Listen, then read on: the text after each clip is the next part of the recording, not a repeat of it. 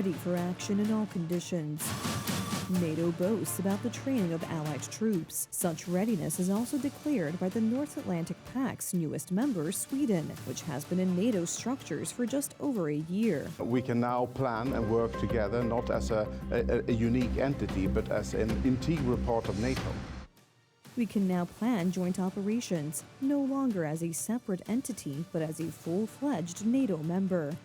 Some of the countries of so-called Old Europe want to have a greater say in the alliance's decisions, the Financial Times reports. European military powers are developing a 5 to 10-year plan to replace the US in NATO. Great Britain, France, Germany, and the Nordic countries want Europe to increase defense spending and build up its own military capabilities. This is intended to relieve the burden on the United States and allow Washington to focus on Asia, mainly China. In return, Berlin, Paris, and London are to have a decisive voice in Europe's defense. To think that Europe will carry out such an action is absurd. This is one of the most difficult actions in general, integrating many armies, many countries to act together in a situation where there will be increasing competition for territory, for influence, for power between the countries like France and Germany. Experts also point out that among the initiators of the NATO takeover talks, there are no representatives of the countries of the alliance's eastern flank, meaning those most exposed to the danger of Russia's neo-imperialist policies.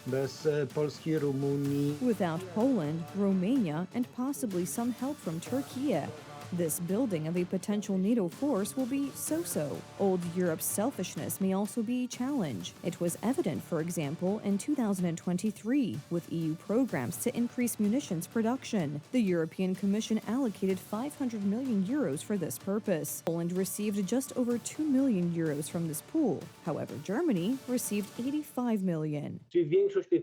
This means that most of the money will go to Germany, and we will once again be a subcontractor, meaning that we go back to the 1990s and are a subcontractor to the big German or French industry. From an economic point of view, this is a so-so deal for us. What it comes down to is the timing. This is what Ukraine's Odessa looked like after this morning's attack by the Russians. They attacked with kamikaze drones, using a new strike tactic. They flew at an altitude of more than 2 kilometers, and when they approached the target, they began to dive quickly. The diving maneuver was performed at a speed of about 80 to 90 meters per second. Russia is threatening Europe now, while the countries of Western Europe will be ready to become more involved in NATO in about 10 years. Thus, all indications are that by then, it will be the 80,000 US troops stationed in Europe that will guarantee our security. Will the European Union be flooded with agricultural products straight from hot South America? And if so, when? Because it seems more and more legitimate to ask when rather than if, contrary to Donald Tusk's assurances back in November. We will not accept in this form an agreement with South American countries, namely the Mercosur group.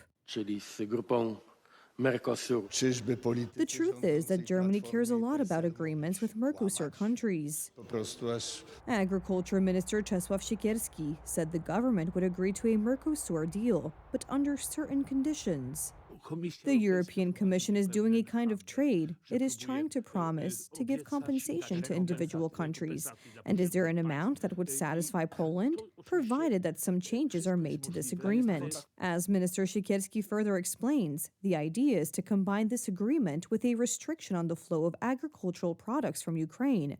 However, it is difficult to trust the goodwill of the Polish government towards farmers, as changing the provisions is rather unrealistic. The minister, together with the prime minister, are twisting things and lying to farmers and playing for time. The agreement is signed from the side of the Mercosur countries. It is signed from the side of the European Commission. Here, it is about the presidential election in Poland. Let's recall that the trade agreement with Mercosur countries serves primarily to support the German economy, which is why Ursula von der Leyen, with opposition primarily from France, Austria, and Ireland, is fighting so hard for these provisions. They will open up new markets for Germany. For many months, farmers have been warning that we are threatened by a flood of cheap but very low-quality food from South America. This agreement is a tragedy for European agriculture, above all a tragedy for the poultry, beef, sugar, and biofuel sectors.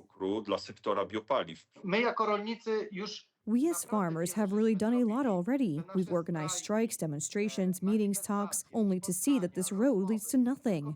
Remember that this will affect not only the Polish farmer, but every consumer, because they will be exposed to unhealthy, non-organic food, and this will lead to the fact that we will lose food security. żywność. Without a doubt, Polish food is characterized by exceptional qualities, not only in terms of taste, but also in terms of nutrition. Poles know how to produce it, and they also know how to make money on it. Unfortunately, the influx of food products from South America may destroy not only European and Polish agriculture, but will also hit us, the consumers, because we know very little about the production and quality of these products. Kochamy Polskę i prawda zwycięży, proszę Państwa.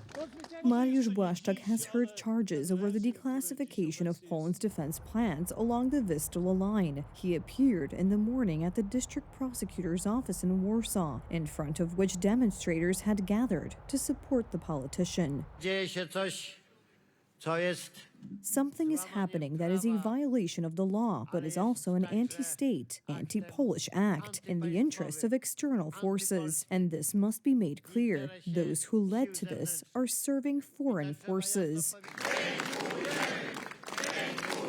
Ordinary Polish citizens came in front of the prosecutor's office to support the former Polish defense minister. To są wszystko procesy polityczne. These are all political processes, but we can't run away from here. We have to be ready to make sacrifices, because Poland comes first. The allegations have no legal basis, because the Polish Minister of National Defense at the time, Mariusz Błaszczak, had every right to declassify archival documents. Today it's a sort of inconvenience for the government of Donald Tusk, because the plans in question indicated the surrender of half of Poland without putting up any fight, in the event of, for example, Russian aggression from the east. I declassified these archival documents, taken out not from the staff, not from the command, but from the archives, from the Military Historical Bureau. I declassified them so that it would not be possible to return to defense on the Vistula line, so that it would not be possible to hand over almost half of our country to Russian occupation. And for this, Donald Tusk's supporters want to hold Błaszczak accountable, although it seems that the prosecutor in charge of the case, Marcin Maksian, has a quite ambiguous view on the subject. Jeśli chodzi o zniesienie klauzuli, As for declassification, I do not take away such authority. He has the right to declassify documents, but it's not that it's some kind of arbitrariness, that the minister suddenly wakes up in the morning and says, I'll declassify this top secret document today. No, as for this, there must be substantive prerequisites, and these prerequisites in this case certainly have not ceased. Minister Błaszczak did not do anything arbitrarily. He declassified historical plans as a warning. Those plans are now, thankfully, no longer valid. Under the Law and Justice government, a new defense doctrine was created, which after several years of work was accepted by NATO at the Vilnius summit. ten akt pana ministra This act by the minister was an act of a democratic politician, an act of democracy, of Polish democracy. And now what? He should be punished for it? Minister Błaszczak has brought the military and Poland into the 21st century, starting a large-scale modernization process of the Polish army. And for this, he should be respected, not dragged through prosecutors' offices. Mariusz Błaszczak, as the Polish Minister of National Defense, has contributed to the massive development of the Polish army, thereby securing Poles against, for example, Russian aggression. He contributed to record purchases of weapons and equipment, in addition to new military units and a systematic increase in the size of the army. According to NATO data, the Polish army has become the largest in Europe and the third largest in the world among the countries of the alliance. London's Heathrow Airport was closed until midnight due to a massive fire at a nearby electrical substation. More than 1,350 flights were cancelled, thus disrupting schedules around the world. 10 firefighting units and 70 firefighters battled a high-voltage substation fire in West London that led to a blackout at Heathrow Airport, Europe's largest and the world's 5th largest in terms of passenger traffic. The fire involved a transformer comprising of 25,000 litres of cooling oil fully alight. This created a major hazard due to the still live high-voltage equipment and the nature of the oil-fueled fire. Energy Minister Ed Miliband stated that so far there is no indication of a deliberate diversionary action. Out the fire, but also the grid is doing everything they can to restore power as quickly as they can. And we don't know the cause of this fire. It's obviously an unprecedented event, but I think what you're right to say is we will want to understand both the causes of this event. Heathrow management said the airport, which was expected to handle 1,351 flights today, will remain closed until midnight. It's obviously a Friday, so I'll still get home tomorrow, hopefully. It'll just take me an extra day to get back to my wife and my daughter, and they're probably wishing I would get home already. I've called Delta and all the lines are busy, so they're not answering. I just called American Express Travel to see if they can help. I'm waiting. All the lines are busy, so I don't know. I might be here another day, actually. Not the worst thing in the world. This is my favorite city, but I need to be home. A huge fire near a major hub like London Heathrow echoed around the world. Passengers flying from Brazil, for example, were stranded in Madrid. We were on our way from Rio to Heathrow when we were told that, unfortunately, we couldn't land at Heathrow Airport was closed, so we were diverted to Madrid Airport. Some flights were diverted to Gatwick Airport near London, the second largest in the country, as well as Stansted, Birmingham Airport, and even the Paris Charles de Gaulle Airport. For now, we're just waiting to get information on if we're going to be able to fly back to UK. I really need to get back to London because I have another flight to catch tomorrow. The CEO of Heathrow Airport said the situation at Heathrow Airport is unprecedented and has not seen a closure of this magnitude in many years. This has been a major incident. I mean, short of anybody getting hurt, this is as big as it gets for our airport. And we are actually coming back quite fast, I would say, when you consider the amount of systems that we have to shut down, then bring back up and make sure that they're safe. It's fueling systems, it's bridges, it's escalators, elevators. All of these systems have to be brought back up, tested to make sure they're safe and put into operation.